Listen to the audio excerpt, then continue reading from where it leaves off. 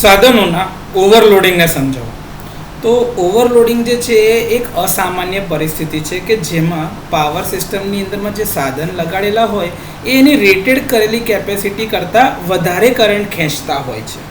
તો આ કારણે સાધનોની અંદરનો કરંટમાં વધારો થાય છે. હવે જેમ જેમ વધારે કરંટ ખેંચે છે એના લીધે I²R/T પ્રમાણે વધારે હીટ પ્રોડ્યુસ થાય છે, જેના લીધે એ વધારે હીટિંગના કારણે વાહકના ઇન્સ્યુલેશન ઉપર અસર થાય છે. એના જ પરિણામે જો ઇન્સ્યુલેશન ડેમેજ થાય, તો પંક્ચર થાય, તો એ વધારે કરંટ ખેંચતો જશે, જેના લીધે શોર્ટ સર્કિટ અથવા તો ગ્રાઉન્ડ ફોલ્ટ થઈ શકે છે. આ પરિસ્થિતિઓને સાધનો પરનો લોડ ઘટાડીને અથવા તો સાધનોને એનાથી આઇસોલેટ એટલે કે અલગ કરીને તમે ઓછું કરી શકો છો.